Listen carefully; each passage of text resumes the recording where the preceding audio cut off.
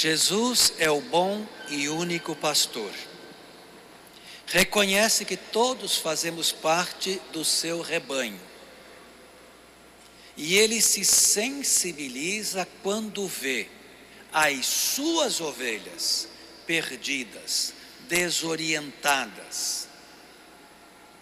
Há alguns códices que dizem e traduzem como ovelhas desmaiadas. Significa alguém que está sem esperança, abatido, cansado, desanimado. E o texto do Evangelho nos apresenta o sentimento próprio de Jesus. O verbo, como aparece no texto, splachnisti, que significa compadeceu-se, contém nele o termo splachnon em grego, que significa intestinos, vísceras, entranhas. O significado original é porque pensava-se que antigamente a sede dos nossos sentimentos estava nos intestinos. Por que se pensava isso? Porque muitas vezes a gente passa por algum momento de tensão, alguma experiência emocional muito intensa e os intestinos se soltam. Então eles pensavam que por isso os intestinos eram a sede dos sentimentos. Depois passou para os rins, depois passou para o estômago, depois ficou no coração. Hoje sabemos que é o cérebro, mas é o coração ainda que é símbolo da sede dos sentimentos. A intenção de São Mateus é dizer que Jesus sentiu a dor do desamparo das pessoas na sua alma, no seu coração, nos seus ossos, no mais íntimo do seu ser. Percebendo esse estado em que as ovelhas se encontravam, Jesus toma uma atitude. Ele reconhece que existem muitas lideranças religiosas, mas a falta de pastores.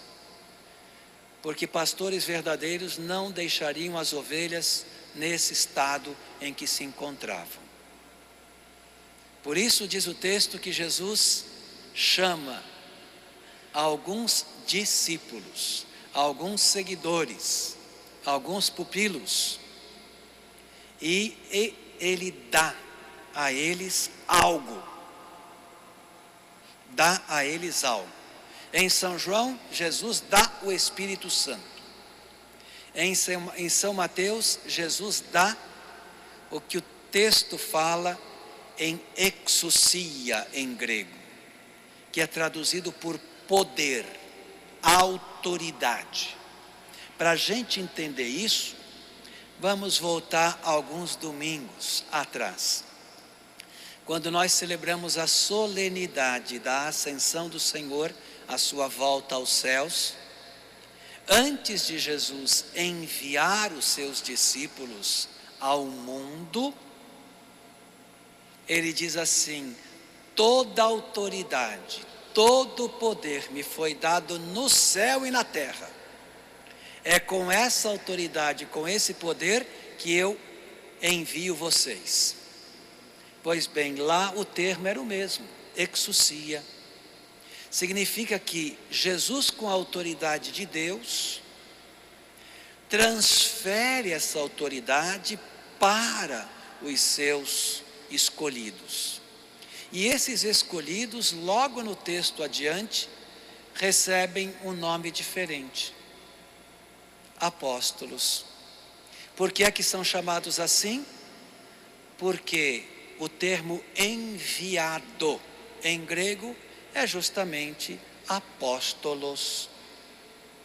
Eles, de discípulos, ao receberem a autoridade, o poder divino, transformam-se em enviados. E eles vão agir, eles vão falar com a autoridade de Jesus. Nem todos são escolhidos para receber essa autoridade, esse poder. Jesus tinha muitos discípulos, ele escolheu dar apenas esse poder a 12. Esse poder depois foi transmitido a outros que o sucederam. E depois esse termo acabou mudando. E ao invés de apóstolo, aquele que era instituído com esse poder passou a ser chamado de episcopo, bispo, que significa em grego aquele que é o vigilante, o inspetor, o fiscal. Se tomou a terminologia do Império Romano. E aí nós tivemos talvez um pouquinho de empobrecimento na terminologia. Mas hoje aqueles que foram escolhidos para suceder os primeiros 12, com esse poder, são os nossos bispos, os novos apóstolos do mundo moderno.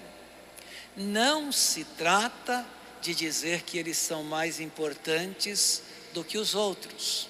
Para Jesus, todos são membros do seu rebanho, ninguém é mais importante. O bispo, no reino de Deus, no rebanho do Senhor, é tão importante quanto qualquer outra pessoa.